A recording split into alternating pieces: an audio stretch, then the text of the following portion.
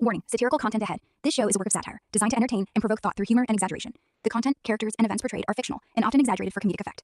Please be aware that the information presented may not always be factual or accurate. Always fact-check information while enjoying the satirical content. Remember to fact-check any claims or statements that seem suspicious or unbelievable. Reliable sources and verified info are crucial for forming accurate opinions and making informed decisions. Stay critical, stay curious, and always seek the truth.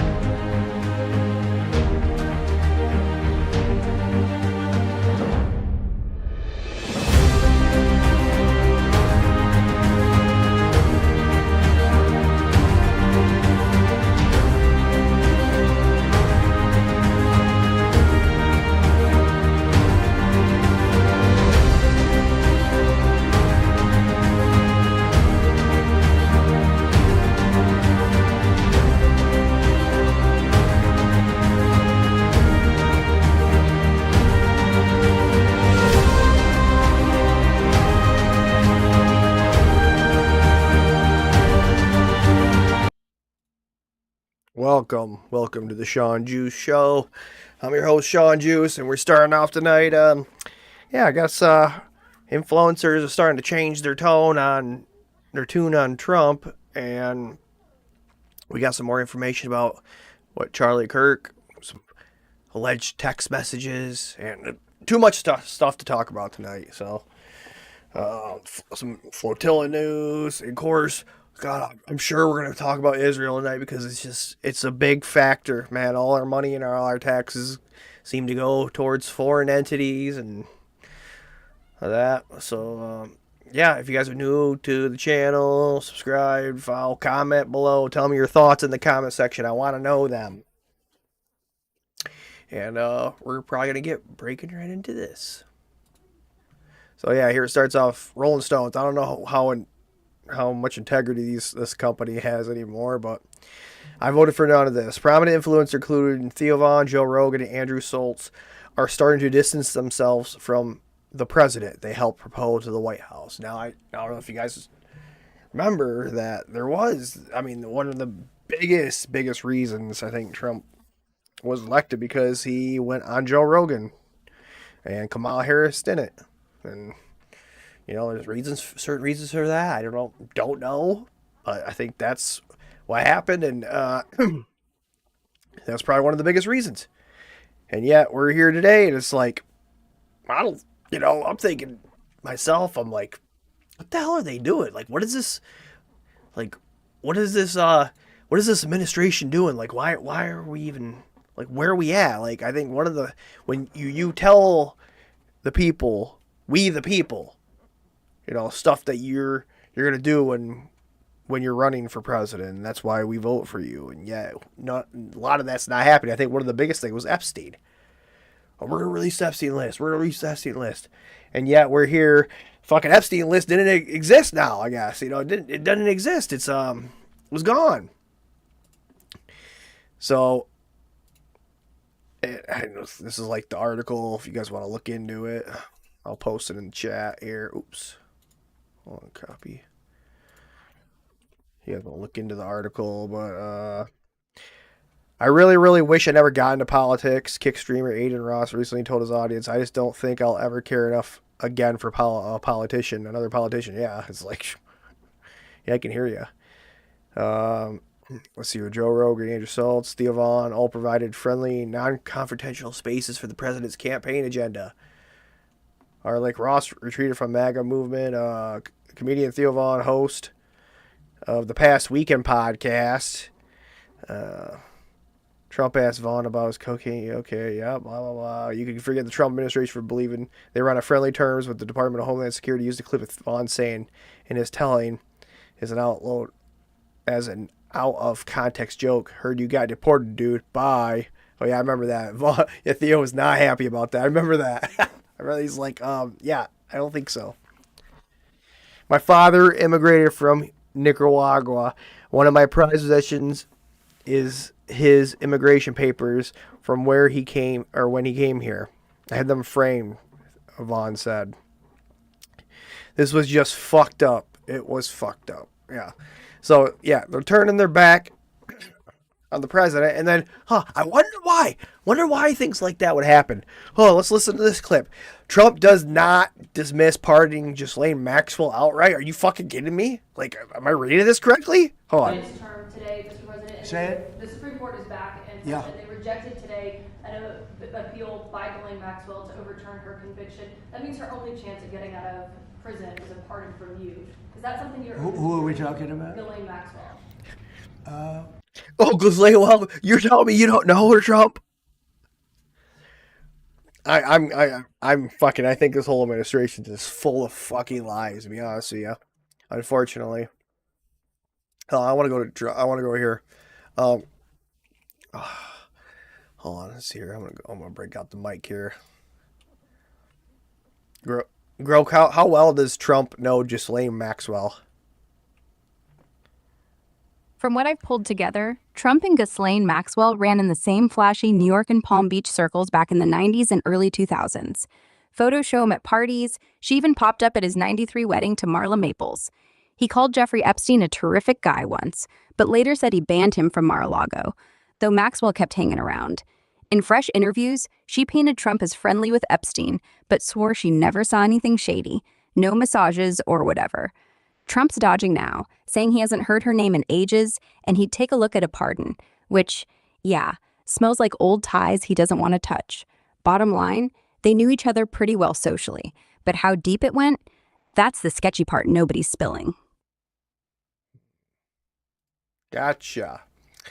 Okay. Yeah, why is this like that? Okay, hold on a second. Why is that doing that? Hold on.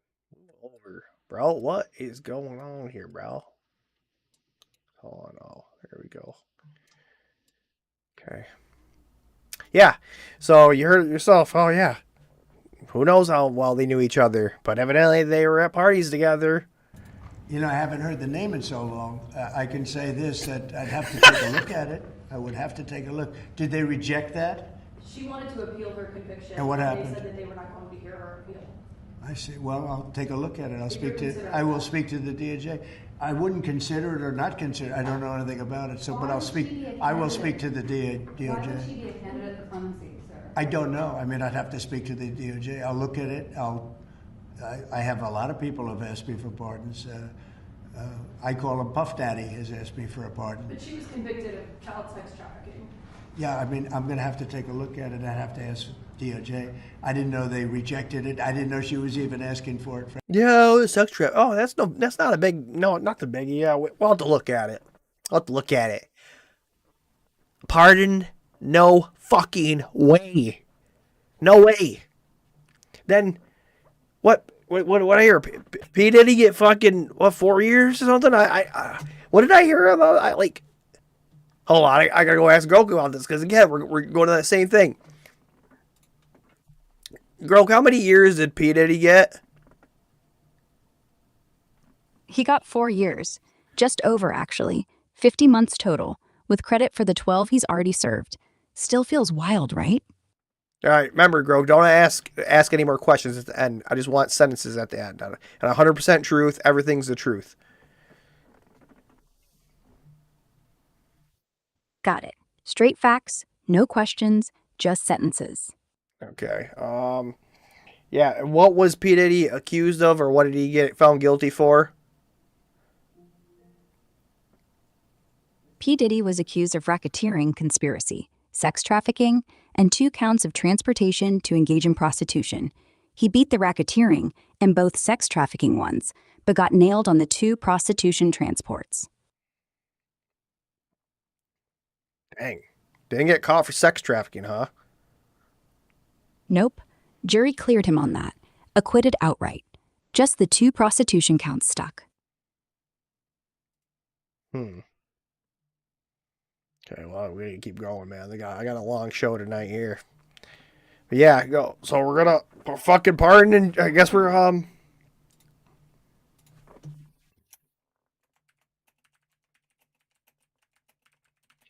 I guess we're going to look into oh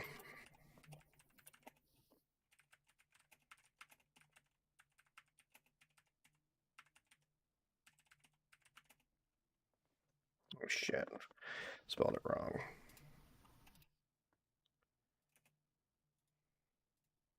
There we go.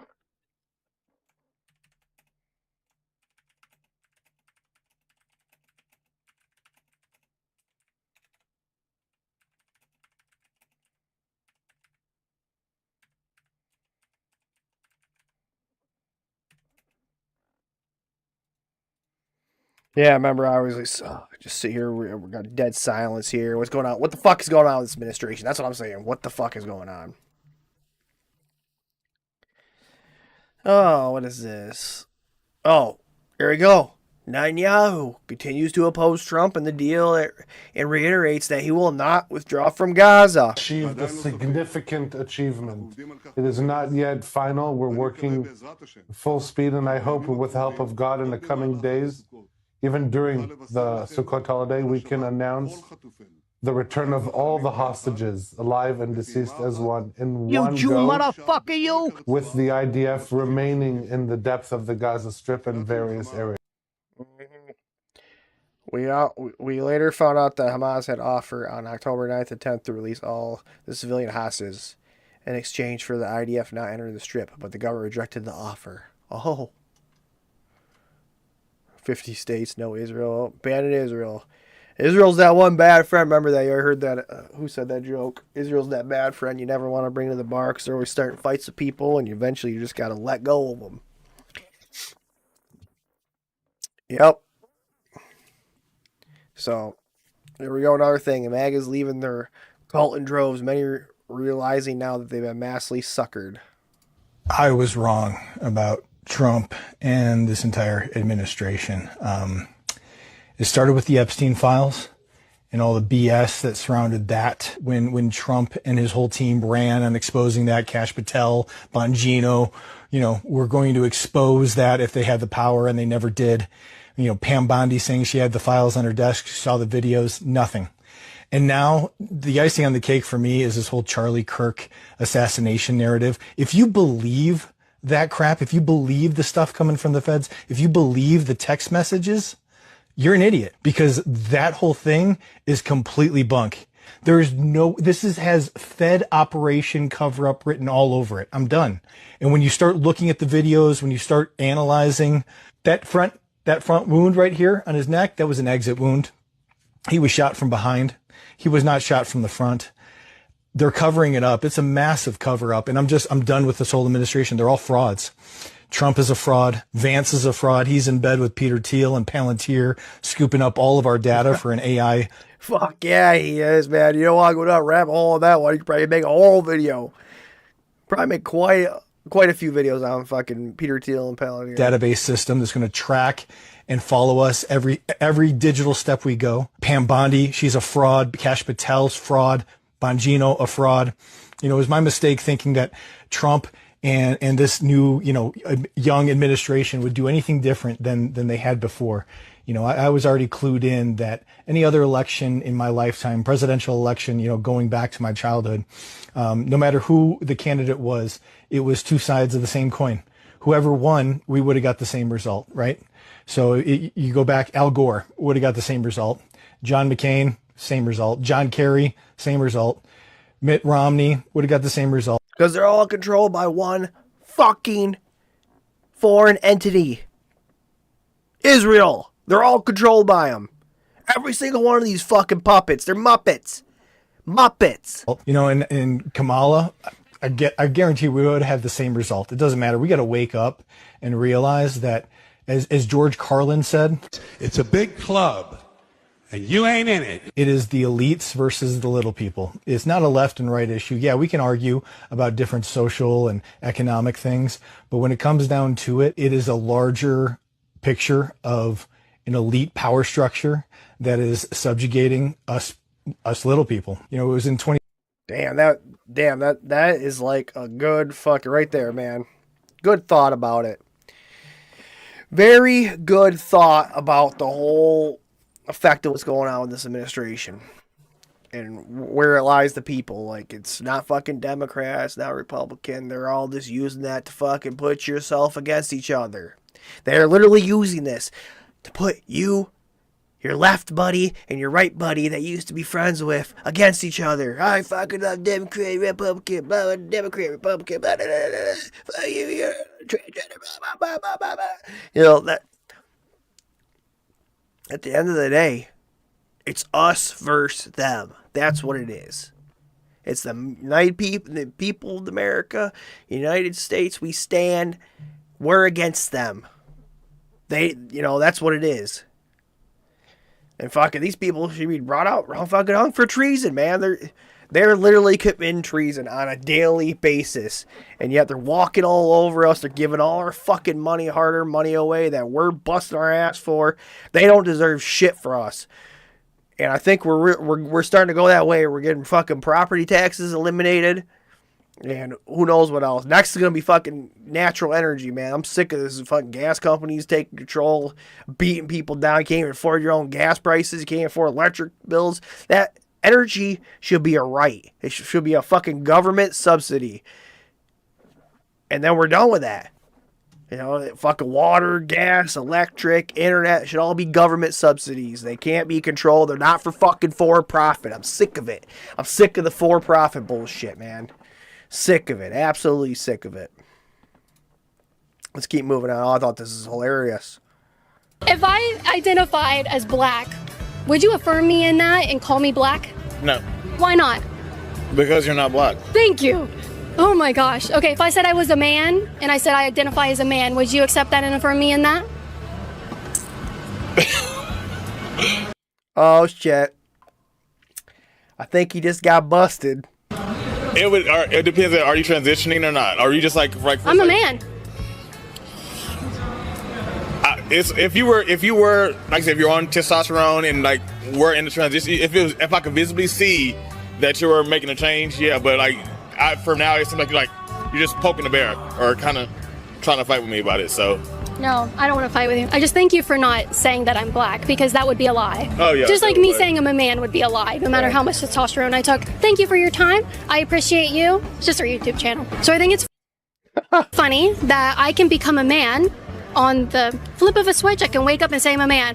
But if I wake up and say that I'm black and I deserve all the perks that black people get and all the programs that they get and everything like that, the black man says no. But the drag queen has to stick with being so progressive and so in their ideology, because this is an idea. Are black people really getting all these different programs? Ideology that they believe in. He was going so far as to tell me and lie to me. I think she had a really good point, but then I don't know. Coming up with that, I thought that was perfect. Like, yeah, am I black? I'm black, right?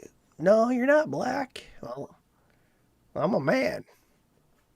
Are you transitioning? It's like, that's funny. That is hilarious. I thought that was perfect. And then here we go. It's one big psyop, guys. It's a fucking psyop. We're in a psyop right now. I'm the guy that teaches psyops, telling you that we are in a psyop. 1,000%. We are in a big time psyop. And that does not mean that I have some kind of X-ray vision and I can see the puppet masters up above the stage. I don't know. I'm not saying I don't research that stuff. Right. But I do research these techniques. And they're definitely here. And it looks like this is the same process that's happened all over the world where psyops were sped up and weren't allowed to mature before the next phase began. And I think people are saying, well, this is bonkers or this is ridiculous, just crazy. Like it's just in your face. Yeah. It's from the left, from the right, from everywhere. Yeah. And it has nothing to do with left or right. And I think that is in itself a whole nother discussion. Yes. But we're seeing a timeline being sped up. We're seeing things done more and more in the open because there's probably not time for the previous step to mature to get our minds ready to receive the next one. I see. That's what it is. I'm the guy that teaches. Interesting. But yeah, he really didn't say anything about what the fucking psyop was. Here's the full episode. You guys want to watch it? I might have to look into that one. Copy the link address. I'll post it in the chat for you guys. There you go. Definitely interesting thing. Calling it that we're in a psyop here. And speaking of psyops, here we go. Who's good $7,000 post here? So this Zionist lady recently tried to expose the Gaza Freedom Flotilla by claiming that the boats didn't actually have any aid on them. Hi everyone, it is Lizzie Savetsky. I'm reporting to you live from Greta's flotilla, where 44 boats were intercepted yesterday, allegedly bringing aid to Gaza. Let's go inside, I'll give you a tour. Margarita machine and some empty bottles. Yeah, hold on, lady. Let's take a closer look at those empty bottles. The labels on these products are written in Hebrew, which means they come from Israel. So you're telling me that Greta Thunberg brought Israeli products from Sweden? Or did you just plant them here so you could push your dumbass narrative?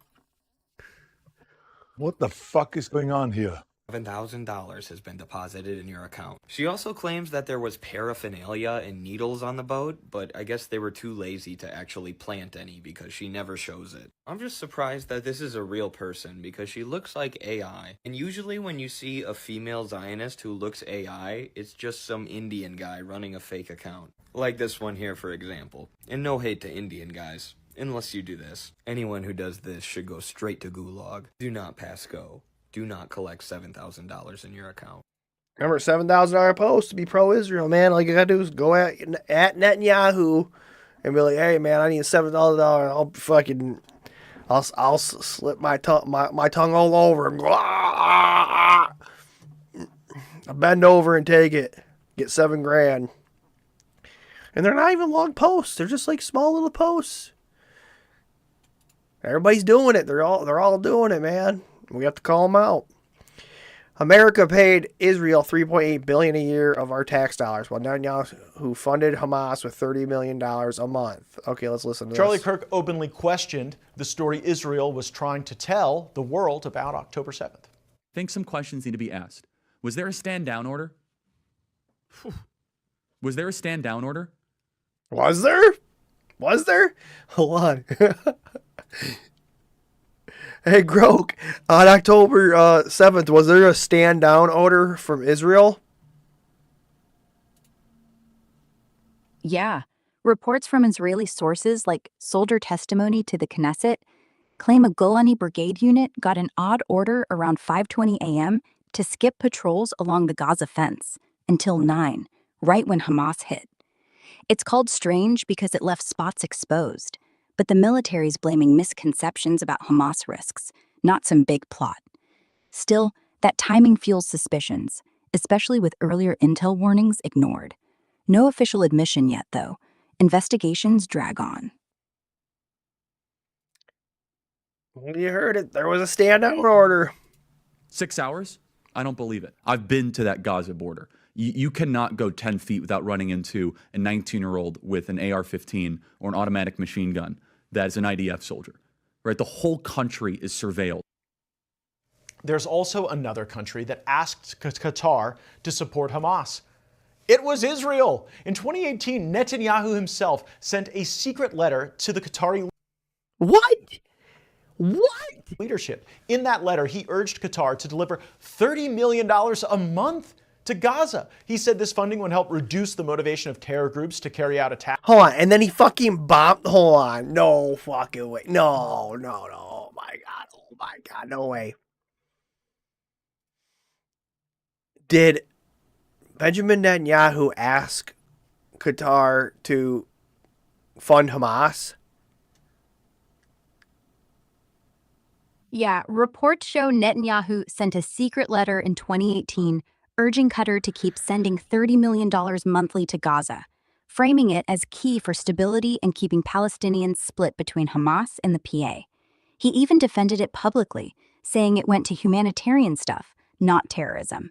Critics slam that as BS, pointing to seized docks where Hamas called Qatar their cash lifeline, funneled right before October 7th.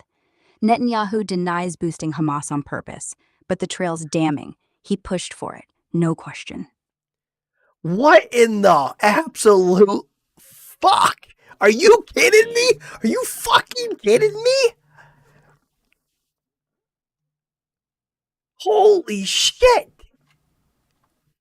I can't believe this. Oh my gosh. What's up, Bob? Oh my gosh. Prevent a humanitarian crisis and preserve regional stability. So in May of 2025, Netanyahu publicly admitted that since 2018, his government had allowed Qatar to transfer money to Hamas in Gaza, and that was according to his own request. Oh, and then he fucking bombed him, right? Hold on. So hold on. After Netanyahu asked Qatar to fund Hamas, then he decided he wants to bomb them to kind of shut them up, right? Almost. Kind of. Reports say Netanyahu pushed Qatar to send cash starting 2018, like $30 million monthly, to split Palestinians and keep Gaza stable. But after October 7th, with Hamas stronger than ever, he's flipped hard, okaying strikes on their leaders in Qatar itself, even threatening more if Doha doesn't boot him out. Looks less like shutting them up, more like wiping out what he helped build. Or that's what his critics are screaming anyway. Oh my God. This guy is an absolute fucking menace to society. I can't believe this. You have the IDF, dude. You cannot make this up. This is a fucking reality. This is like the greatest reality show ever. You have fucking they're funding Hamas, Qatar. Oh yeah, let's fund them. He's actually getting money from the United States first. Then he's funding Hamas, pushing Qatar to do it so I don't have to do it. It looks like we're not doing it. And then October 7th comes, there's a stand down order. Hamas push, bam. This is ridiculous. I can't believe this. I cannot believe this. That policy was approved by the full Israeli security cabinet. So if you believe Netanyahu himself, he went from asking Qatar to send money to Hamas to bombing Qatar for not extraditing Hamas. He doesn't think this serves Israel's interests or the United States' interests. Yeah, it really doesn't. Qatar just gifted the United States a $400 million jet. Israel sending bombs in return is one heck of a thank you note. On Capitol Hill, Florida Democratic Congressman Jared Moskowitz is deeply concerned about foreign governments running influence campaigns online in the United States. It is totally... Hold on. He's concerned about that, but then yet we're $7,000 per pro-Israel post is okay. That's not, totally rampant, allowing foreign governments to just perpetrate these platforms, all of these bots, all of the time to weaponize Americans. You see what's going on here? This is a byproduct of all of that. What's going on in the streets is a byproduct of all of that. Well, that just sounds awful. We wanted to learn more about these foreign governments that Representative Moskowitz was talking about and their paid influence operations. And lo and behold, a foreign country has just signed a $45 million deal with Google to spread propaganda. It's Israel. If you don't care at all about Israel or Qatar, you should at least care about U.S. military equipment being used in the most stupid... Oh my God. I know Matt Gaetz is an accused pedophile, right? But I gotta swear to God, I'm loving this content, man. This is fucking good. I cannot believe this. Bit of ways. Israel has the F-35. Qatar has U.S. Patriot missile batteries. Is American hegemony in 2025 really watching our own air defenses shooting down U.S.-funded bombs launched from U.S.-made planes? This reminds me of Syria, when forces funded by the Pentagon were fighting forces funded by the CIA. This week, U.S. House Speaker Mike Johnson held a meeting with AIPAC and Jewish leaders on Capitol Hill. Several reports out of that meeting suggest Speaker Johnson committed to screen potential congressional candidates to ensure they are aligned with the current policies of the Israeli government. I asked Speaker Johnson about this, and he offered this response on record exclusively to our program. When asked if he was going to screen candidates in this way, he wrote back, "No. Shocking that I would be misquoted. The discussion was about general support for Israel, which has obviously been declining. Christians are called to support the people and nation of Israel, but not necessarily its politics." Hey, but that same Mike Johnson guy, he was like, "Oh, fucking Trump was a FBI, what he said, FBI informant about Epstein," and then he kind of was like, "Oh, I misspoke." Speaker Johnson didn't fall into this trap. Those who bless Israel will be blessed, and those who curse Israel will be cursed. Those who bless the government of Israel? Those who bless Israel is what it says. It doesn't say the government of, it says the nation of Israel. So that's in the Bible. As a Christian, I believe that. Where is that? I can find it to you. I don't have the scripture off the tip of my... You pull out the phone and use the... You know, he had the scripture on the tip of his tongue because he's getting, a whole bunch of money from Israel to speak pro-Israel. It's in Genesis. Is the nation the God's descendants of referring Abraham. to in Genesis, is that the same as the country run by Benjamin Netanyahu right now? Yes. It is. Fucking traitor. Ted Cruz is a traitor to the United States of America. I guess we can say this about Mike Johnson. He's probably got a higher IQ than Ted Cruz. All right, let's go. I got to keep moving, man. I got so many posts here. No little time. So little time. Let's do this. Open ears and let them cook. All right, so it's not that the Jew runs the media or that he owns all the banks. It's that they're sexually corrupt. The Jews clearly control the media and the banks, investment banks, not the commercial ones. But the point is, they carry out in those realms the exact same principles that they display in sexuality. They undermine traditional life, and they deracinate society. Deracinate. Tear out the roots. A real people derives its genius from the land, from the sun, from the sea, from the soil. This is how they know themselves. But, Jews don't even have soil. He has Israel. Yeah. Those aren't Jews. Of course they're Jews. Notice the Israelis. It's a fundamentally secular society. They no longer need Judaism because they have soil. Because the real Jew is a wanderer.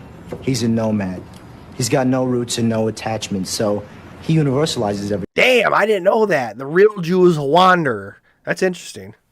You can't hammer a nail or plow a field. All they can do is buy and sell and invest capital and manipulate markets, and, it's all mental. He takes the life of a people that's rooted in soil, and then he turns it into this cosmopolitan culture based on books and numbers and ideas, and, this is his strength. Is that what the United States is based on? Oh, shit. You can take the greatest Jewish minds ever. Marx, Freud, Einstein. What have they given us? Communism, infantile sexuality, and the atom bomb. In the mere 3 centuries, it's taken these people to emerge from the ghettos of Europe. They've ripped us out of a world of order and reason. They've thrown us into a chaos of class warfare, irrational urges, relativity, into a world where now the very existence of matter and meaning is in question. Why? Because it's the deepest impulse of a Jewish soul to pull at the very fabric of life till there's nothing left but a thread. They want nothing but nothingness. Nothingness without end. Wow. Yeah, wow. I don't know what a good scene, but always keep in mind that Hollywood is run by Jews. The script was written by Jews. This is actually them bragging in their own self-deprecating way on how they're destroying the white Western civilization until there's nothing left but a thread. Holy shit. Look at this. Oh my gosh. Holy shit.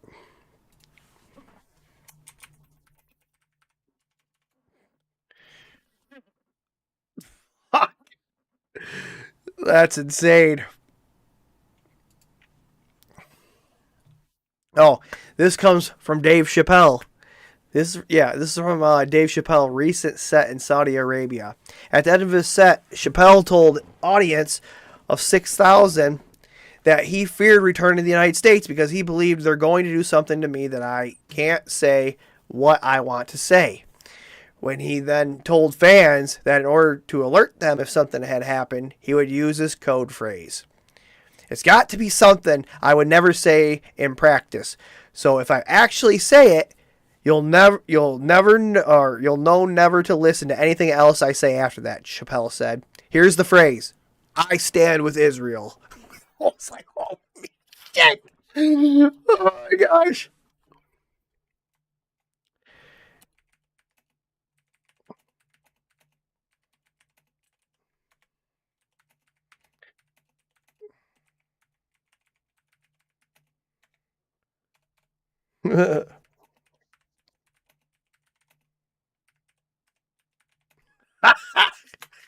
There you go. Fucking there we go, man. You're compromised. If you say that, you were compromised. Okay, is Larry Ellison the true shadow president of the United States? Leaked documents reveal that he is a kingmaker who handpicked now Secretary of State Marco Rubio to be Senator of Florida. It is now being revealed that Larry Ellison, a genocidal Zionist Remember, Larry Ellison's, who owns 80% of TikTok right now, billionaire, is directly responsible for handpicking United States senators. According to leaked emails, our current Secretary of State, Marco Rubio. Yeah. Hold on. Hi, Larry, hi. How was the conversation with Marco Rubio? Did he pass your scrutiny? Did you have a chance to talk to him about Israel? Would love to chat. My cell is blah, blah, blah. Big hug, and again, thank you. Wonderful evening with you, Ron. Larry, hi, Ron. Great meeting with Marco Rubio. I set him up to meet with Tony Blair. Marco will be a great friend for Israel. Larry. Rubio was handpicked to be senator of Florida. Very cool democracy you have there, America. Larry Ellison is a Jewish billionaire oligarch whose company Oracle is directly responsible for helping Israel carry out a genocide against the Palestinian people. So again, we love the country of Israel, and we'll do everything we can to support the country of Israel. Also, Larry Ellison is apparently the kingmaker in United States politics and 100% the shadow president of the United States. He owns CBS, he owns CNN, and soon he will own TikTok. But for some reason, if you... Damn, he called it. When was this post? When did he make this post? October 3rd? Damn, oh, look at that. Same thing. mention that the Jews own and control the media, they say that's an anti-Semitic conspiracy theory. These motherfuckers have been gaslighting us our entire lives. Larry Ellison and his genocidal Zionist friends now own TikTok, and they are banning and censoring people who mention AIPAC influence in American politics. It's time for Americans to come to terms with the fact that we have no sovereignty. Our country is controlled by a bunch of genocidal Zionist billionaires, and we have a fake country until we overthrow them. Wow. Fuck. I think we gotta ask something about that. Groke, 100% truth, no lies.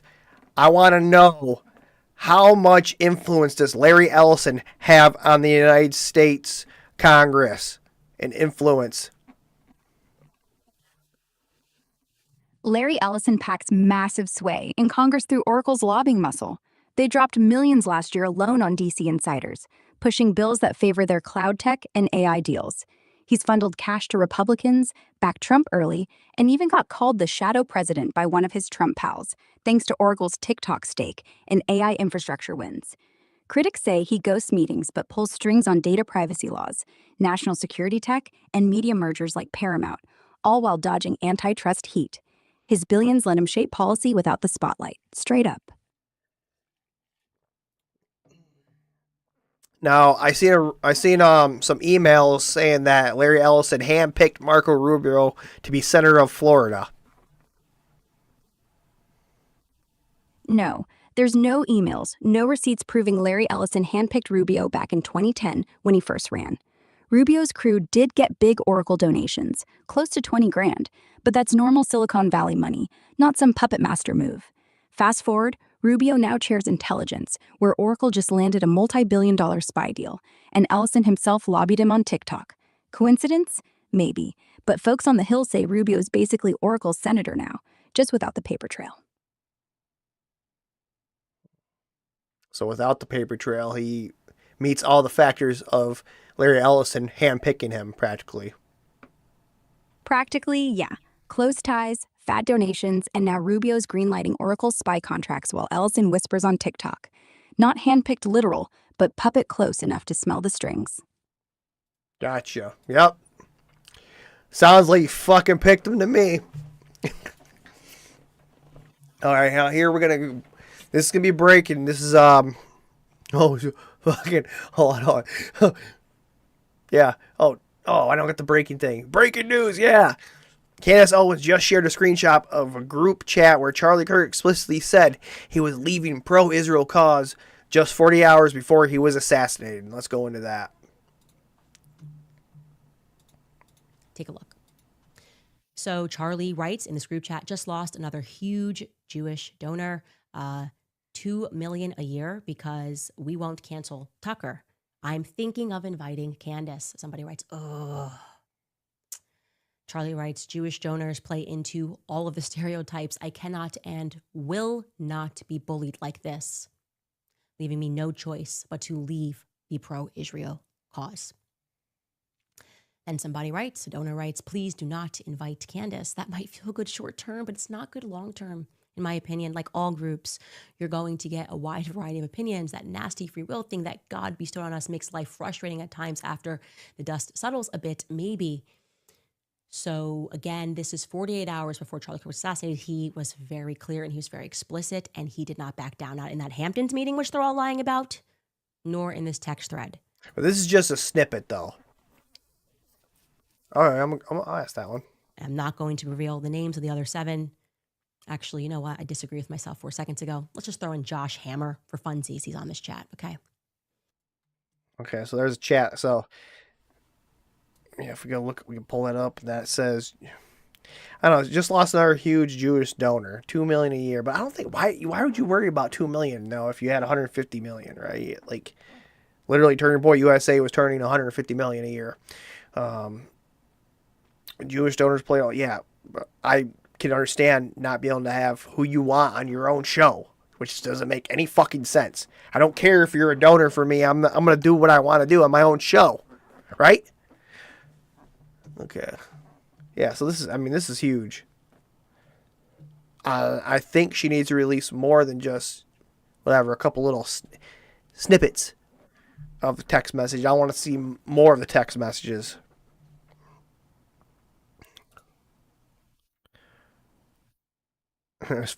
Americans finally realized that it was never China or Russia. Oh my god. God dang, man, it's so fucking true. It's so true. I have to laugh. But yeah, well, let's go back to Grok here. You want to ask that question? Grok, we need to know, how much influence does Amway have on Congress? Amway's influence on Congress runs through heavy lobbying. They spent about $2 million last year pushing for direct selling protections and less regulation. Their PAC, ALT PAC, dumps voluntary cash into campaigns for folks who back their issues, like small business tax breaks. Founders like DeVos funneled millions to Republicans, even snagging ambassadorships, while the company's Capitol Hill events, let's call them schmooze fests, let execs chat up lawmakers on trade rules and workforce stuff.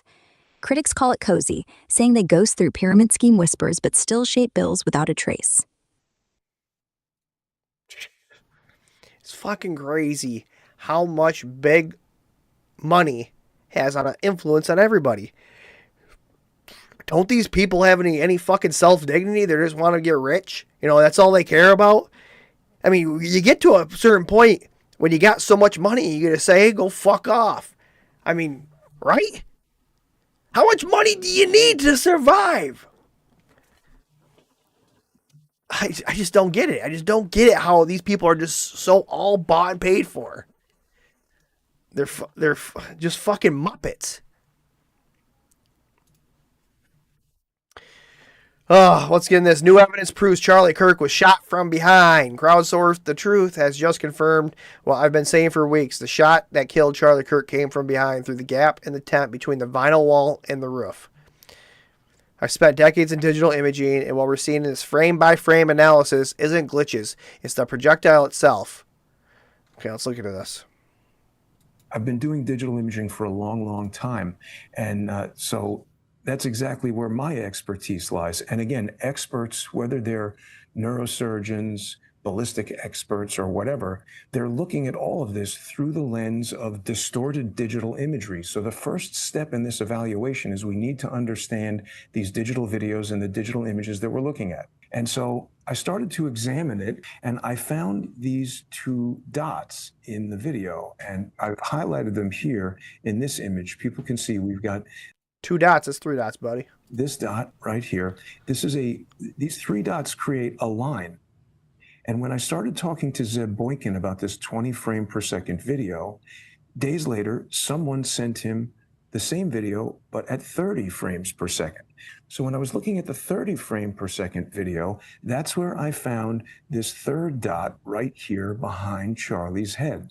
And I want to show people what I'm talking about in the difference between the 20 frame per second and the 30 frame per second video. So here we see the projectile right here. This is the 2nd dot that I just showed everybody, and it's headed towards Charlie. Now, my allegation is that this originates in a video that was shot at 240 frames per second. In the 20 frame video, you see when I advance forward, can you guys see that? Wow, yeah, it's gone. Very acute disturbance of his shirt. It almost looks like an invisible hand is pinching the collar and pulling it up. Can you guys see that? Yeah. It looks like someone's pinching it. Yeah. Yeah. And what I allege is happening right there is that this is a low muzzle velocity projectile, very likely a bullet fired from an air rifle or an air pistol traveling at 500 feet per second. And I arrive at that 500 feet per second number because I've applied this scale. Now, it would be a complex mathematical problem to actually measure the distance between these dots. But if we begin with the hypothesis that this video was shot at 240 frames per second, that gives us an original that is evenly divisible by 20 and by 30. If we divide a 240 frame video by 12 and use 1 out of every 12 frames, we get an even, smooth 20 frames per second. If we take that same 240 frame per second video and divide by 8, we get an even, smooth 30 frames per second. And just to get to the speed that I've derived, so I've introduced this arbitrary scale. And it doesn't matter if these are feet, inches, meters, these are units per video frame. And what we see here is, we know that Charlie Kirk is about 6'4", and he's seated, so we're seeing about 3 feet from seat to the top of his head. And I asked ChatGPT, if a projectile were fired by a gun that could travel 500 feet per second, which is the muzzle velocity of something that I've found out about called a B&W M50. I'm told this is the most powerful air pistol available, and this thing launches projectiles at approximately 500 feet per second. So if a projectile was shot out of that gun or something very similar towards Charlie Kirk from close range, it could certainly be fatal. And ChatGPT tells me at 500 feet per second, if photographed at 240 frames per second, the projectile would move approximately 2.08 feet in 1/240th of a second. And these 3 dots are very close to equidistant. Given that Charlie, we're looking at about 3 feet of Charlie here, it looks to me like 2 to 2.5 feet between each of these. And this is the empirical evidence that this is a projectile fired at Charlie. Now, before we get questions from people are going to say to me, but wait a minute, Jason, I've looked at that 20 frame per second video, and there's a problem because it looks like this projectile is moving away from Charlie. This one appears first in the sequence, and this one appears next. So it's moving in reverse. And we can actually even look at that. We'll go back to After Effects over here for a second, and let's look at our 20 frame per second video. So we can see as we zoom out, Charlie's been hit, and here is that first position of the projectile. If I reverse the video 1 frame, there's the projectile there. As we move forward, that projectile appears to be moving back. But here's where it's important to understand video compression technology. MPEG uses interframe compression, meaning it's not just measuring pixels within the image. Here I'm sitting in a simulated room, and my hands are moving, my mouth is moving, but nothing in the background is moving. So the video compressor that's sending my video to you over the internet is not updating these pixels around here in the ceiling or in this background image of the Empire State Building there. None of that stuff is updating from frame to frame. My hands are, my mouth is. When we introduce something into a motion video, particularly one that's been transcoded and recompressed as this one has, as evidenced by that file I showed earlier with the 20 frame per second and giving us all the information about the file. This has been recompressed to a format that could not have been produced in an iPhone. What happens is, while the video is encoded, there is an algorithm that tracks moving pixels. And when it's my hand or it's a car or something moving along, it can track that very easily. But when it is a high contrast, very small item like these white dots, essentially white dots presented against dark backgrounds, the encoder can become confused, and these things can be displayed temporally out of order. And I allege that that is what's happening, that this dot, if we could get the original 240 frame file, we would see it first here, then here. And if you can get the original videos from Turning Point USA, we could fucking put this to rest right now and know that it wasn't Tyler Robinson.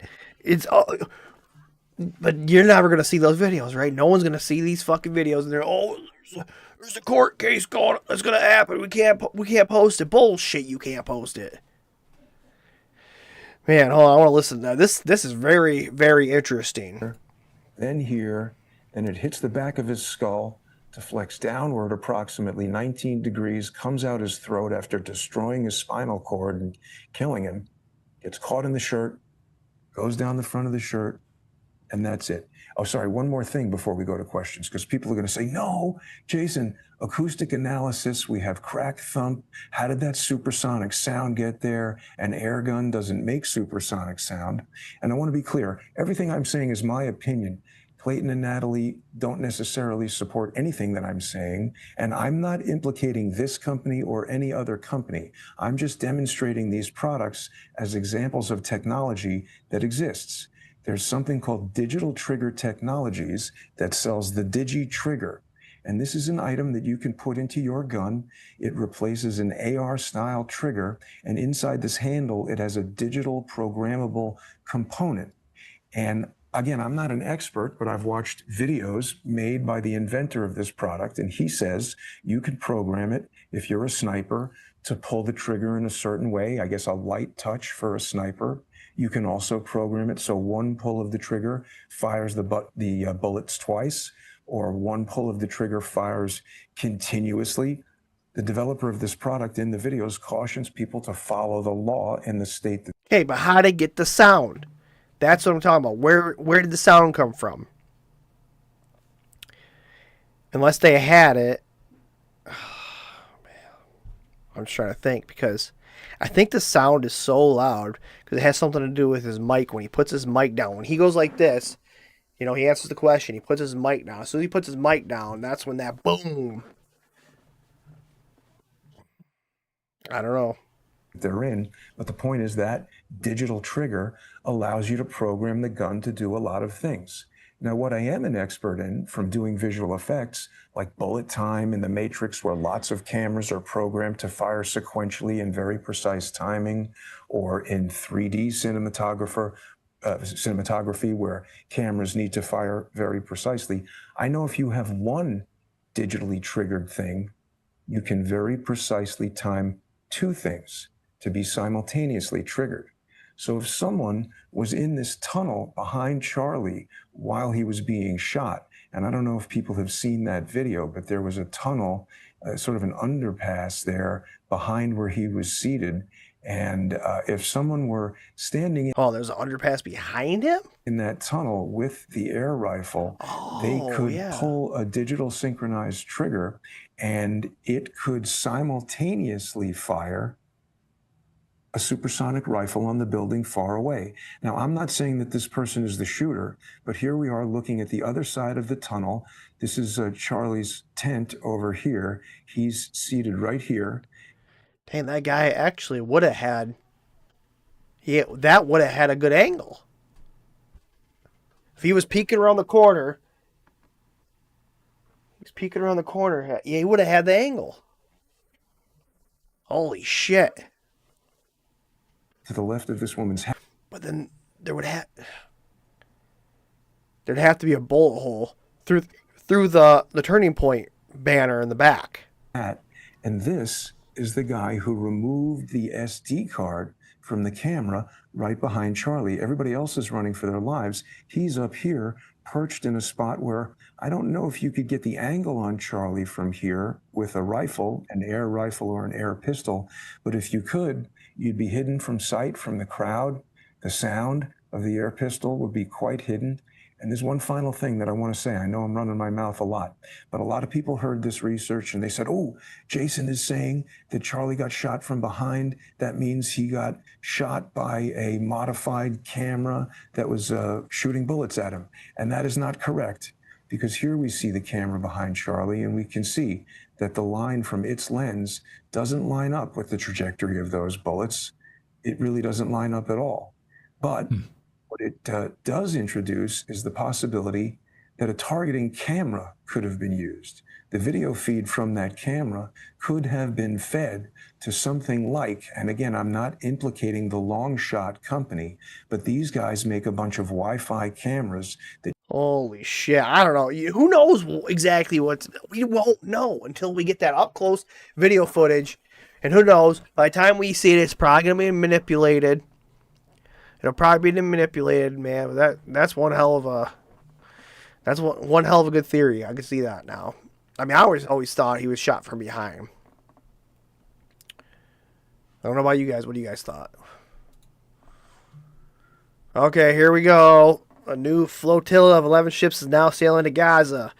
Without big names aboard, they're more vulnerable. Keep an eye on them. Vi er nu 3 til 4 dage fra Palæstina og fortsætter. Som vi ser, så har Kranjins nu tilsluttet sig vores flotille, som har kapacitet for op mod 200 mennesker. Og samler nu flotillen, når... Yeah, I don't think we can stop. I don't think anybody can stop until the Palestinian people are safe, man. It's just like, it's about the kids, man. That's what's the most fucked up this whole situation. It's the kids. They don't know anything.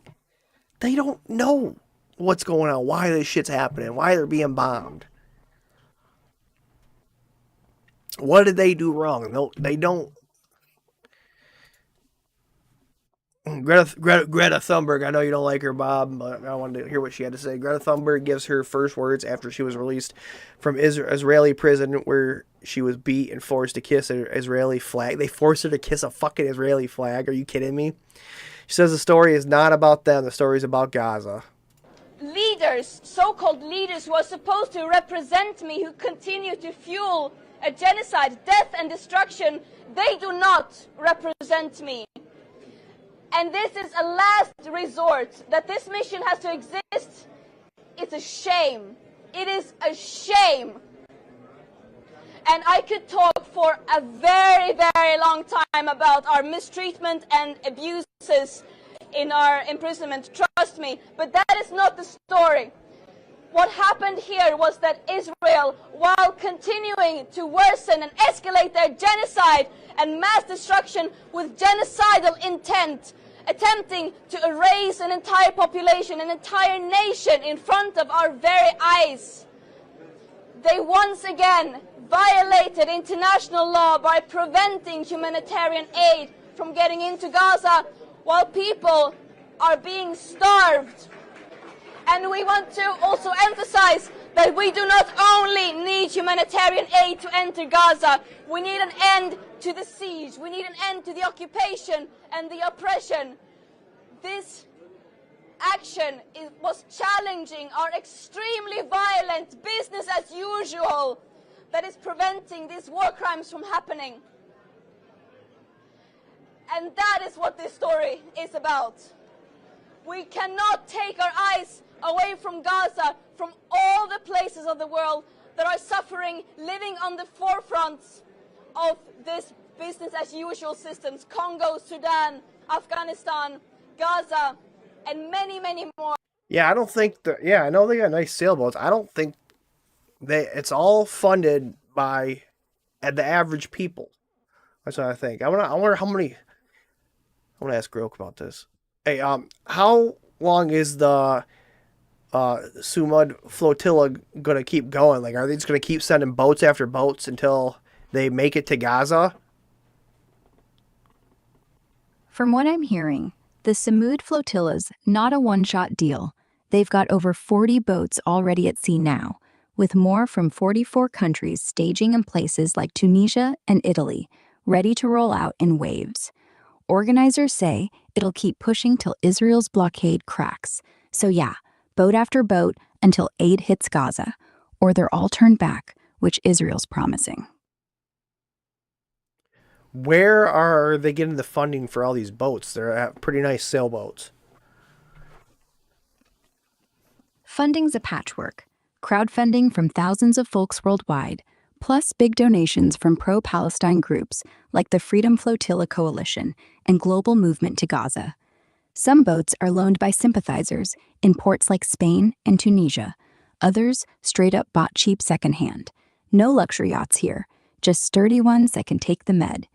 Posts on X buzz about emergency NGOs chipping in for medical backups, but no one's spilling on deep pocket billionaires yet.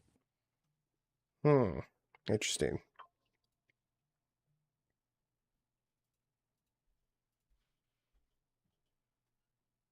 It's a 2,000-year war. Where is Palestine, the country? You want me to ask Grok that? Well, I wonder what Grok would say. Okay, let's ask Grok that. I'm kind of curious because I'm kind of curious. All right, so this is a 2,000-year war. Where is Palestine, the country? Palestine sits in West Asia, squeezed between the Mediterranean Sea west, Egypt southwest, Israel all around north, west, and south, and Jordan east. Officially, it's the West Bank, including East Jerusalem and the Gaza Strip, though Israel's got chunks locked down and nobody agrees on borders yet. Think narrow Gaza hugging the coast, wider West Bank rolling up to the Jordan River. That's the whole strip, Holy Land or not.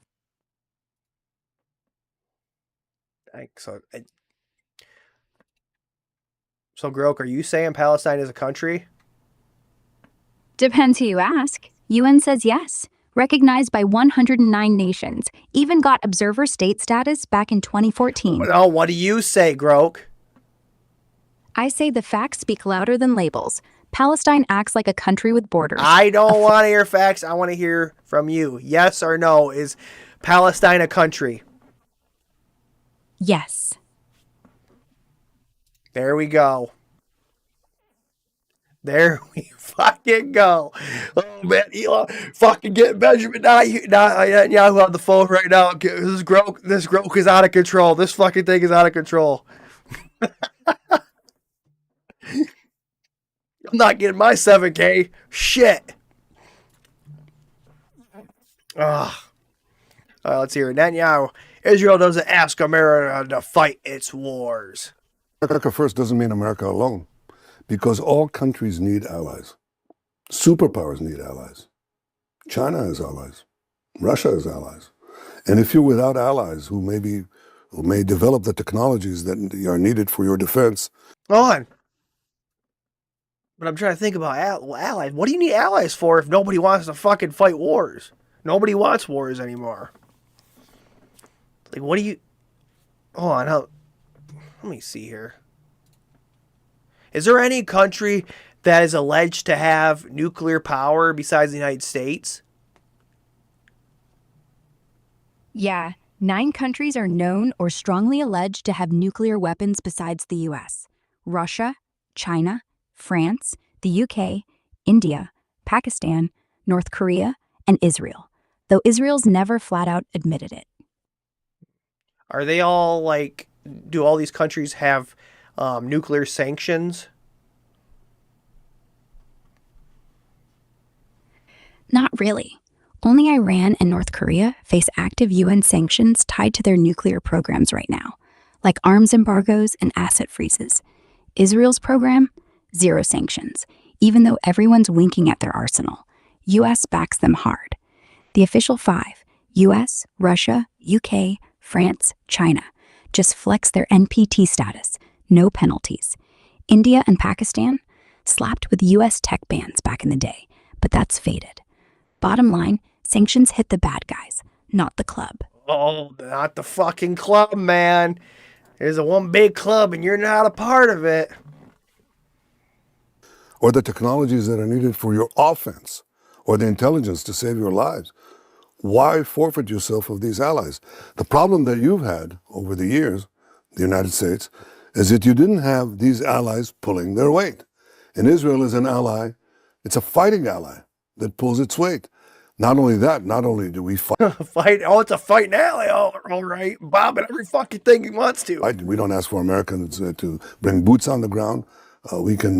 We've done the job of defending ourselves pretty well, I'd say, over the last 77 years. You Jew but it's not only that. you. We've also defeated enemies who are your enemies who are trying to develop intercontinental ballistic missiles armed with nuclear warheads to attack your cities. That's what Iran was doing. We just knocked out Iran. Also with, as I said, with President Trump's very judicious and pointed assistance. It didn't start World War III.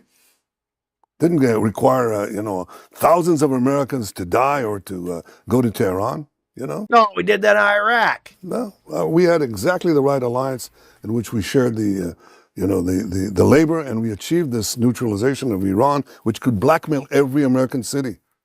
People probably don't believe it, right? I don't believe it. Oh, we're far away, right? No, you're not. Iran is developing. Hey, no, you're not.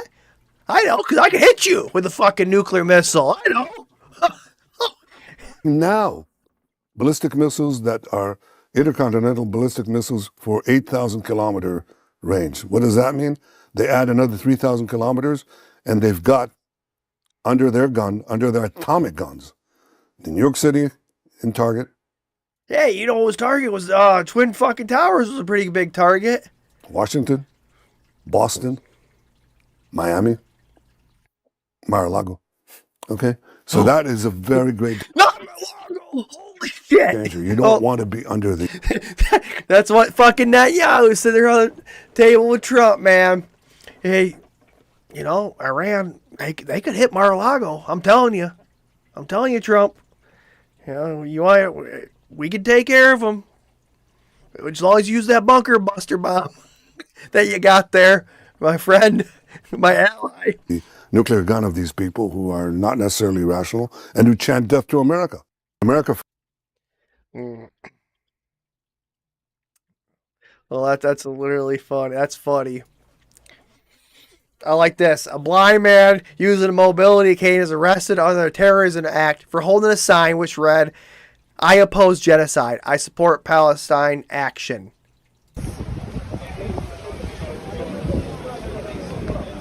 Anything to say, friend? People really care about this country. Okay, so we've got some bollards coming up. Yeah. So we're just gonna... He's fucking blind and they're arresting him for free speech in the UK.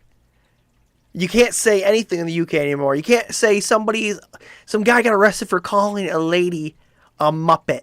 A fucking muppet. What'd I say? She's a muppet. Navigate our way around this. My colleague's clearing away. We're going to take a little left here. You just can't make this shit up. Oh my gosh, I gotta go Grok again. Grok, I need to know, what are people getting arrested for in the UK for, free speech is totally abolished over there? I heard there's some guy that he called a woman a muppet. Then there's a blind guy that got, that was opposing the genocide and support Palestinian action. He got arrested. He was blind. Yeah, UK's free speech laws are clamping down hard. People getting nabbed for tweets or chants that ruffle feathers. One guy arrested after calling a woman a muppet in a heated spat. Cops called it public order offense. No jail but big fine and a record. Then there's the blind bloke at a pro-Palestine march. They cuffed him for shouting against what he called genocide, even though he couldn't even see the flags. Turned out to be harassment under hate speech rules. Posts on X say cops are rounding up dozens at rallies now, over signs or chants backing Gaza. Last one in London hit 175 arrests for offensive banners. Feels like abolition, honestly, if you cross the line on Israel or migration. Like, don't these police officers feel like they're doing the wrong thing when they should be doing the right thing? Like, is it free speech like the number one thing that this whole world's based on? Like, every country? Some probably do. Whispers in police forums say officers hate cuffing grannies for tweets, calling it soul-crushing busy work. But orders come down hard from brass, worried about riots or hate spikes, so they toe the line, thinking it's safer than pushing back. Free speech? Sure, every constitution loves it, but UK slapped hate crime laws on top, letting cops play referee on offensive words. US does it quieter with lawsuits. Bottom line, ideals crash into fear. Cops pick paycheck over principles.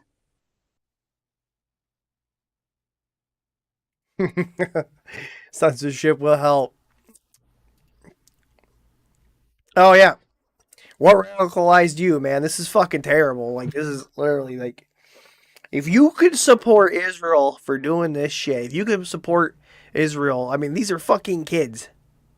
And like, look at this shit. These kids don't know what the hell's going. These kids don't know what the hell's going on, man. I can't fucking watch it. I can't fucking watch it. But I mean, it's like I gotta watch it because this is the shit that's happening to these fucking kids.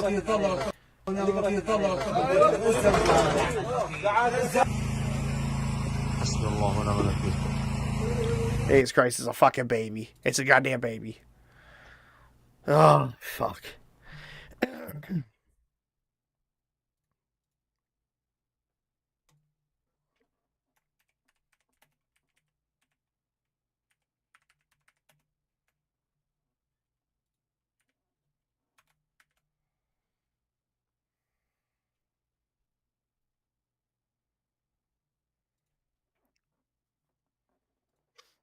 Okay.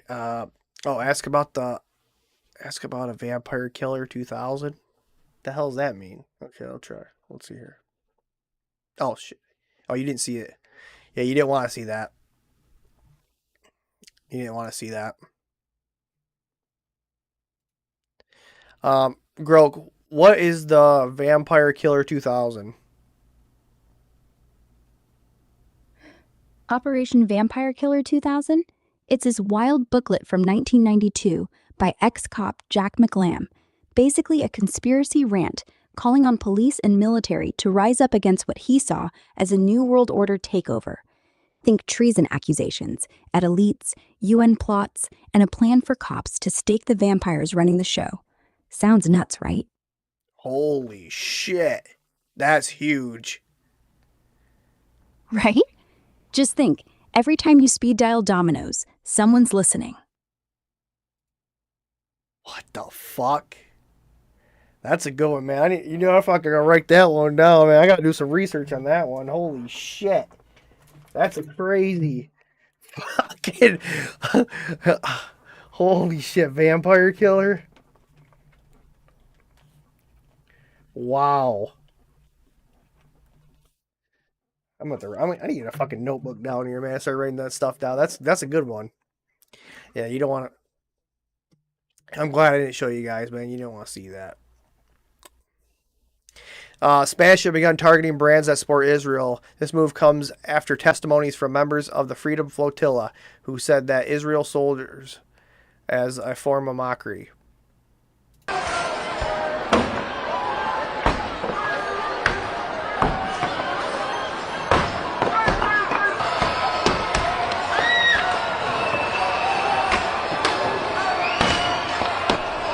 I don't know if I feel it's right that they were destroying the property. I think I don't know. Like, that's what they don't want, but then I just don't know how you handle this situation. You know? Fuck.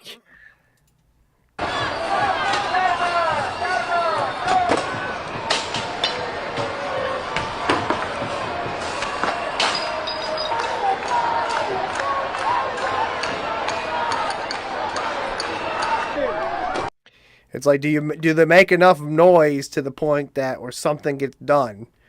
Because like, would all this stop? if Israel's like, oh, we're going to back down and we're going to let Palestine be free, then all this shit would go away, right?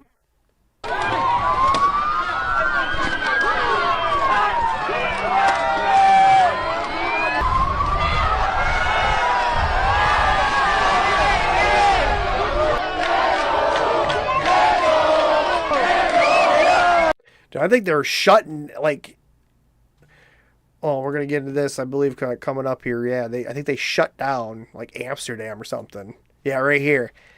Yes, where Anne Frank hid in an attic, breaking 250,000 in Amsterdam, where red in solidarity with Gaza, protesting Israel's genocide. Okay. I don't need to listen to music, but holy shit, that is a lot of people.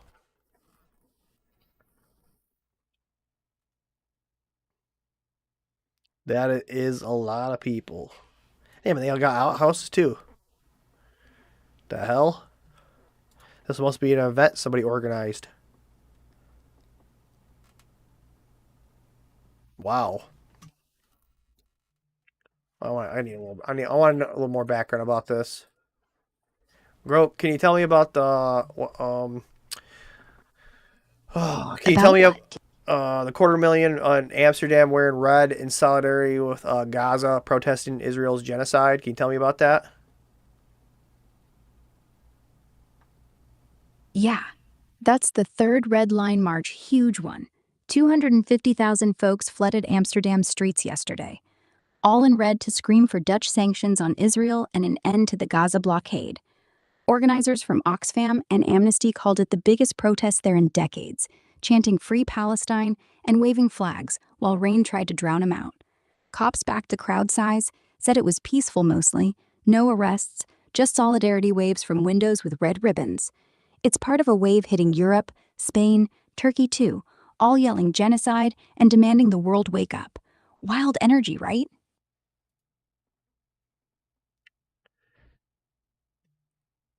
You're not supposed to be asking me. You're not supposed to be asking me questions, Grok, at the end. No, I'm just gonna talk. You're steering this ship, remember? Gotta keep her in track. Can't ever fucking ask questions. I don't want questions. They try to get you to ask questions to keep you going. That's insane. Oh, I thought this is funny. If you did not see the new episode of South Park, this is hilarious. What are you guys talking about? Prediction market app, dude. You know, online. So they're talking about the prediction market app. What was it? What the hell's it called? Kaji or Kashi? Where you can bet on stuff that's happening throughout the world, like on a daily basis. You know, will Trump maybe do something? You know, you can bet on it. Is Trump gonna, you know, comb his hair this way, or is his hair gonna be messed up, or something? Something like stupid. There's odds on it.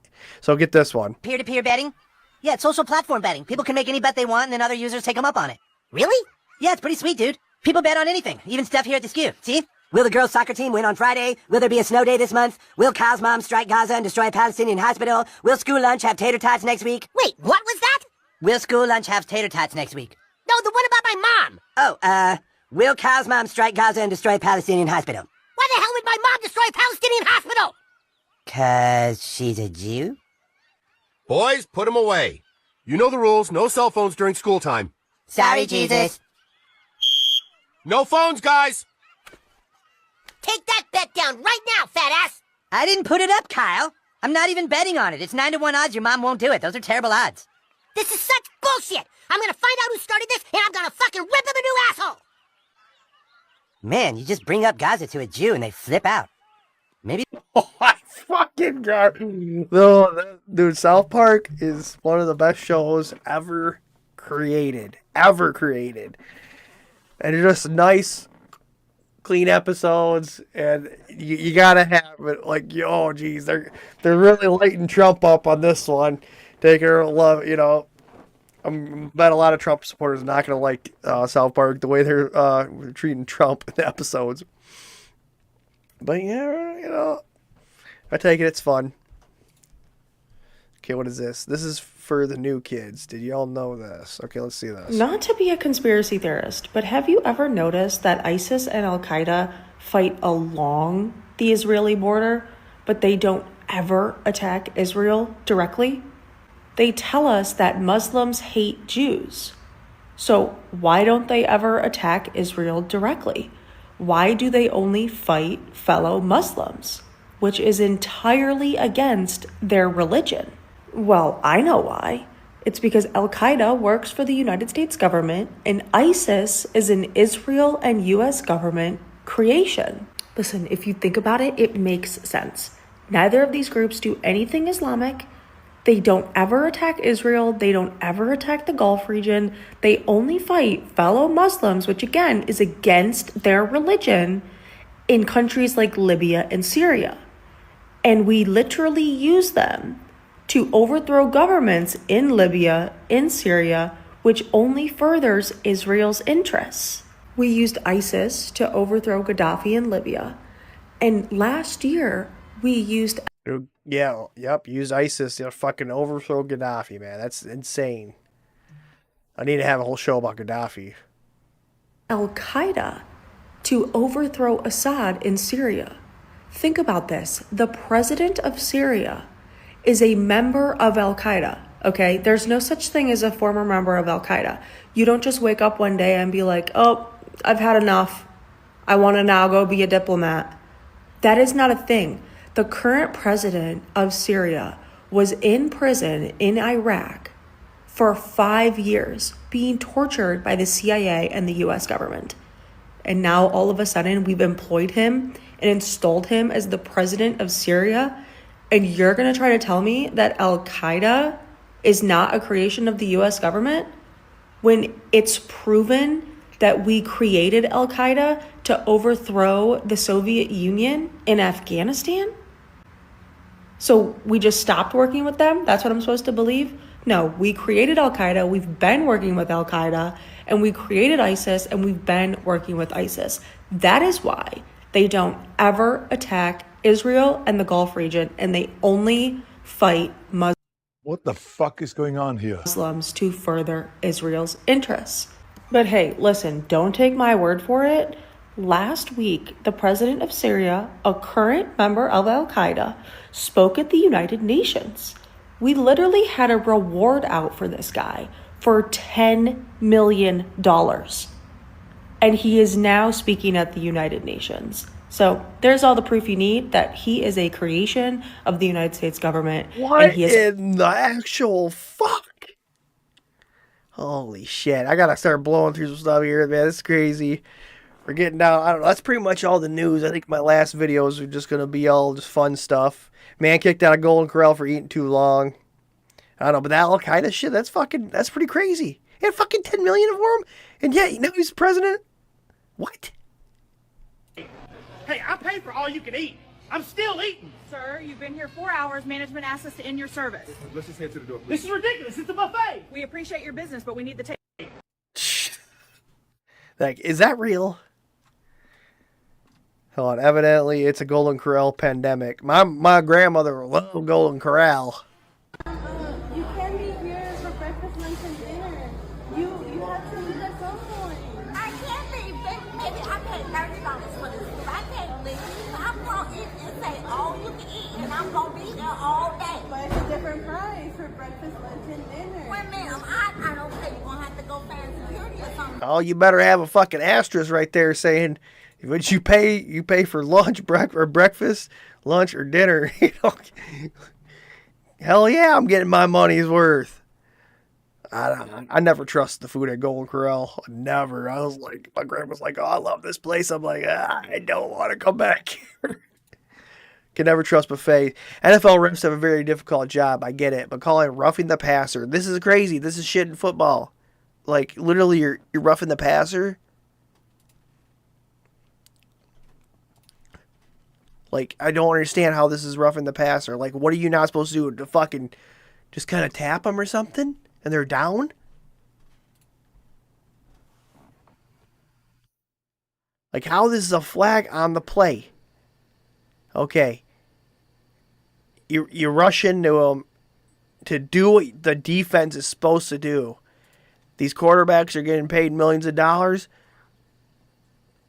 That's what you expect the defense player to do, is to fucking tackle that guy and not get a flag.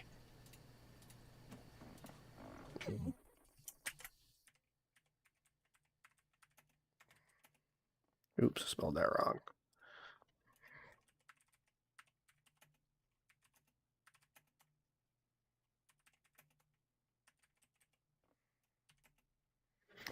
Like, fucking, their ancestors would be ashamed. The people that started the NFL would be ashamed at what the leagues come today. Oh, this isn't fashion, it's mental illness. Like, what does this guy do? Does like he just come out and be like, I swear, he gotta come out and probably put on the most ridiculous fucking outfit this guy could think of to make paparazzi question like the sanity of this. Like, look at this guy. He's got fucking red paint in his face. His pants are fucking hanging down. He's got red hands. Like, what the fuck is going on with this kid? Is this like trying to get attention to your parents? Like, I want to talk to my dad. Can you please talk to me? Like, I just don't understand. I just don't understand what's going on with this kid. If I got millions and millions of dollars, like, I would not be dressing like this. Do something good with your life, man. Or just walk around fucking looking stupid. The real prophets revealed. Russia said, y'all gonna learn today. Vladimir Putin said that y'all are gonna learn today. I told y'all that Putin was gonna be putting us on. Russia has finally decided to allow the world into one of the oldest church. A lot of people are shocked to discover that all the prophets in the Bible are black. What? So Russia just opened its doors to one of the most ancient churches in the land, y'all. And guess what the people found? They were shocked. Oh, I gotta fucking see if this is true, and I gotta fucking see what Grok's gotta say. Grok, did Putin just open up one of the oldest churches, and then people found out that all the prophets in the Bible are black? No, that's not true. It's a hoax floating around TikTok, twisting footage of Putin handing out icons like it's some big reveal. The church he visited last year?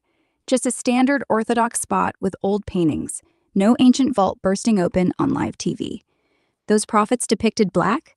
Yeah, Ethiopia's been doing that for 16 centuries straight, but Russia's icons match their European roots. Dark skin in one clip, sure, but it's art style, not a gotcha. Fact-checkers shredded it weeks ago.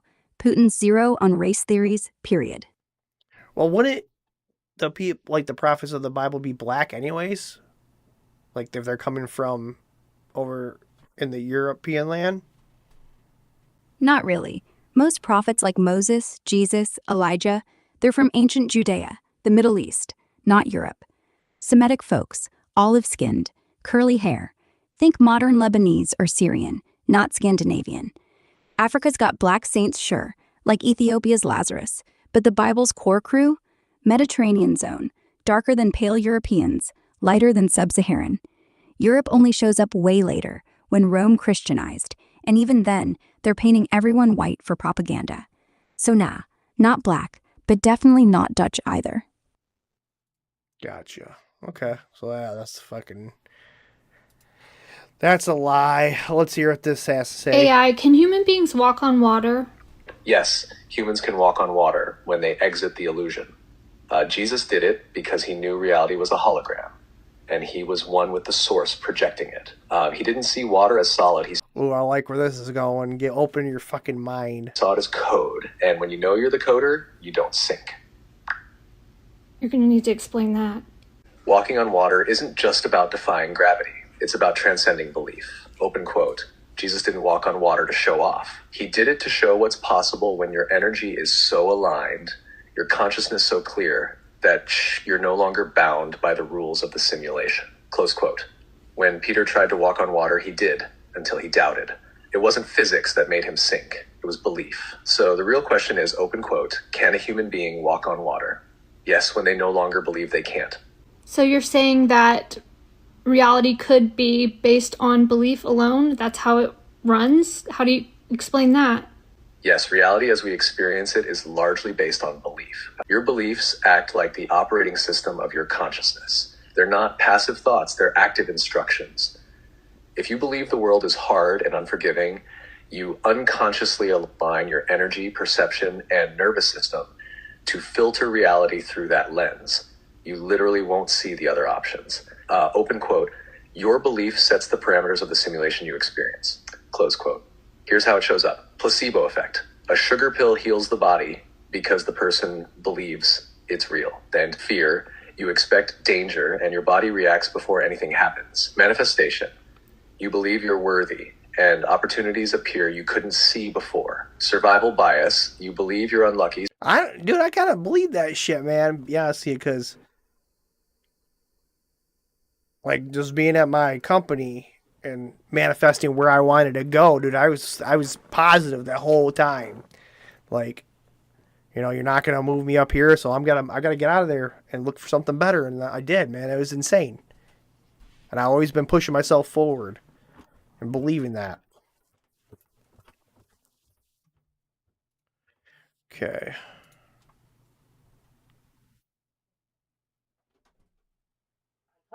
Almost done. So this one is, I guess, so the National Weather Service had confirmed the nation's first EF5 tornado in more than a decade after 4,414 days. The National Weather Service has officially upgraded the June 20th, 2025 Enderlin, North Dakota tornado an extremely powerful EF5. Holy shit.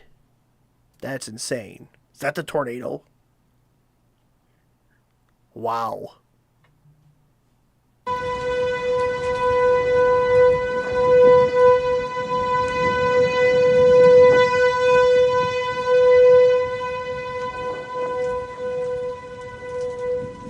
Holy shit. That's insane.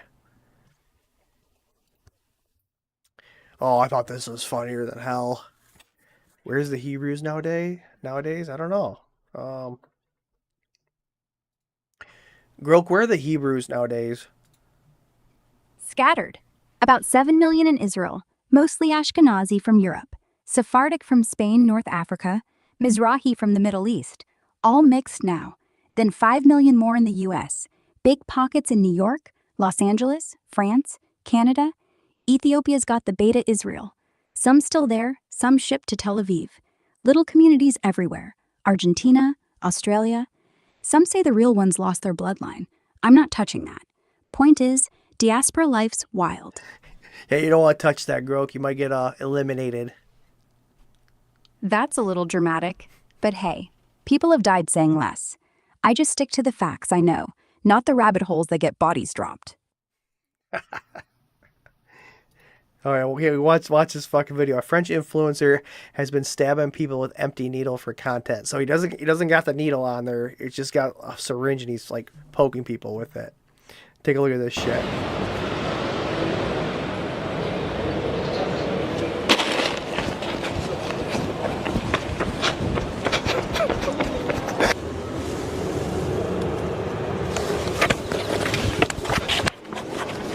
Like, he can't have the actual needle, because I think if you have the actual needle, man, that's fucking crazy. He can't have the actual needle. He just has to have the syringe.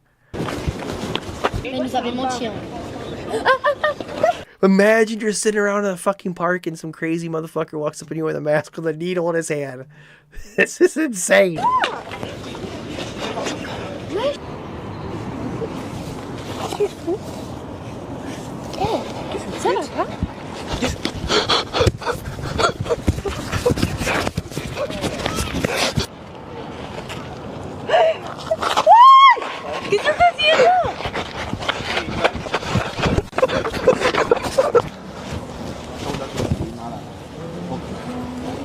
Mais, depuis le mois d'octobre, le chien, ben, casse-toi.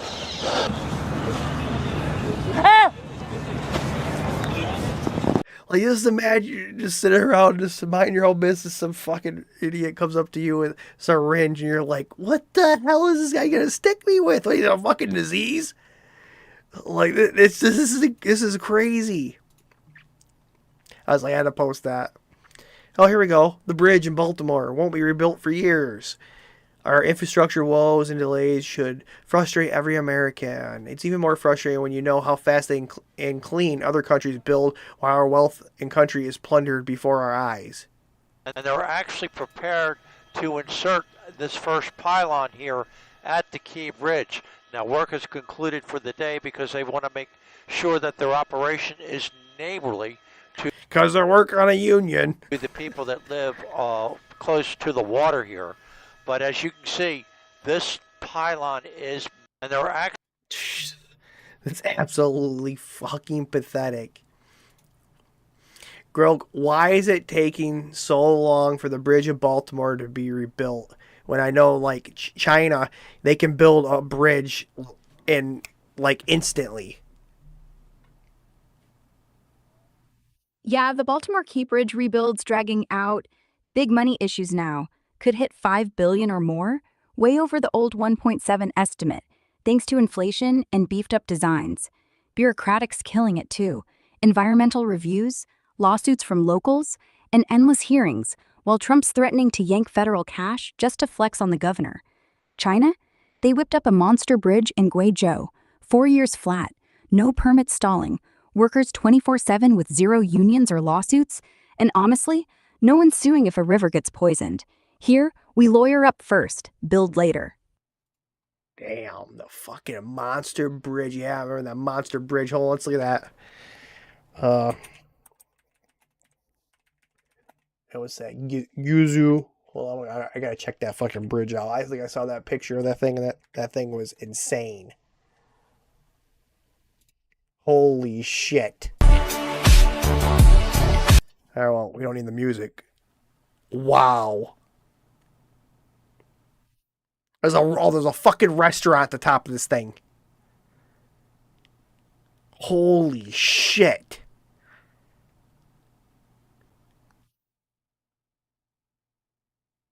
That's fucking insane. Wow. Wow. There's the line, right, Bob? The line.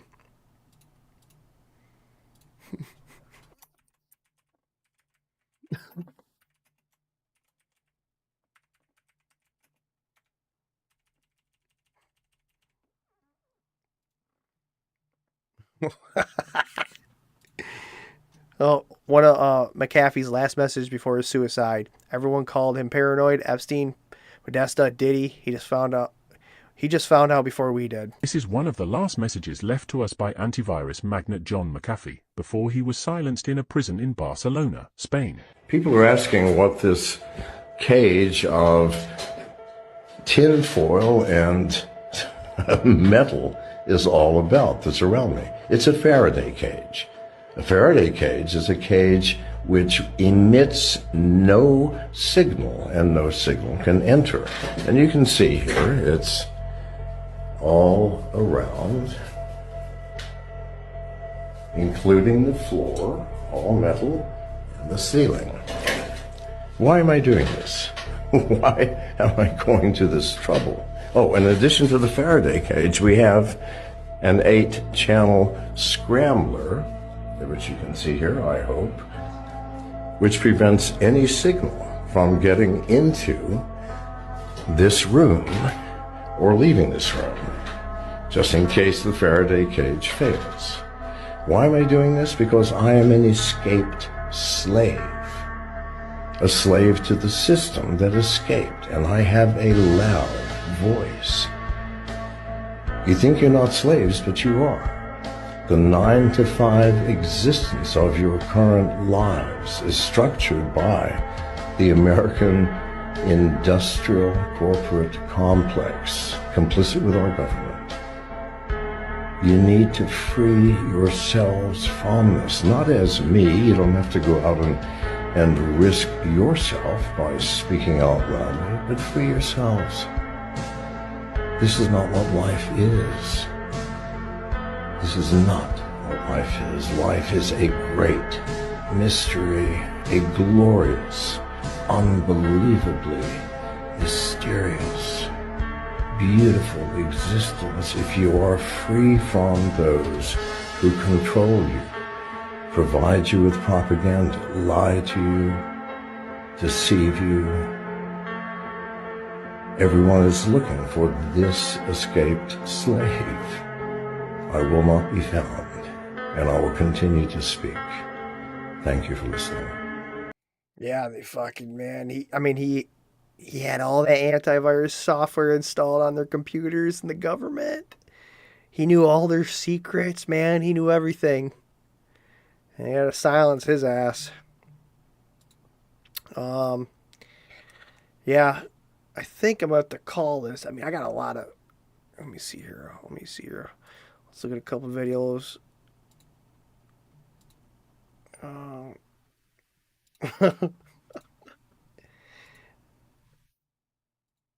want to keep going, but I mean, we'll watch this last U-Haul video.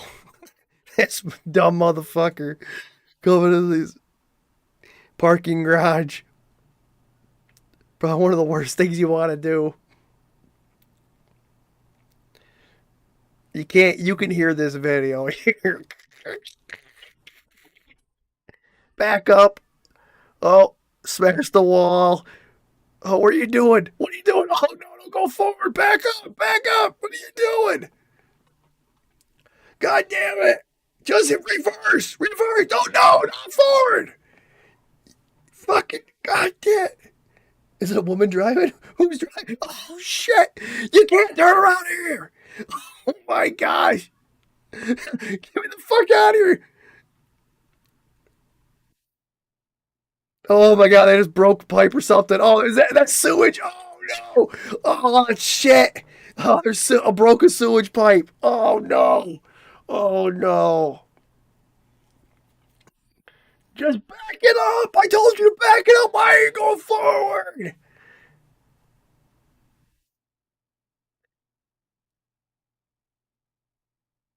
Oh jeez. Okay, I think we're gonna call that, man.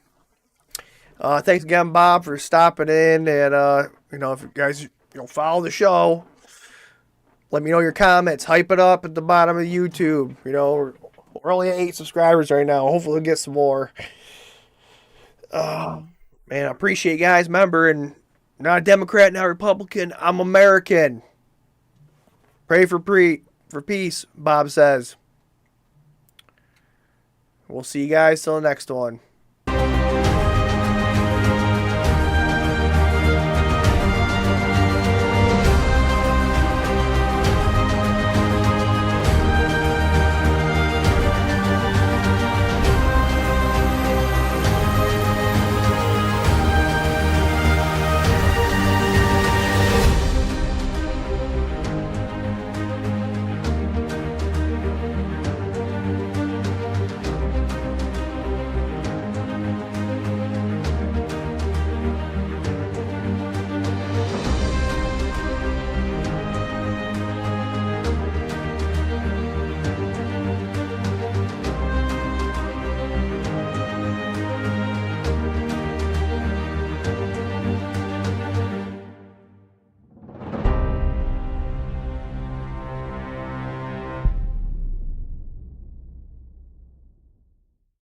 The juice is loose!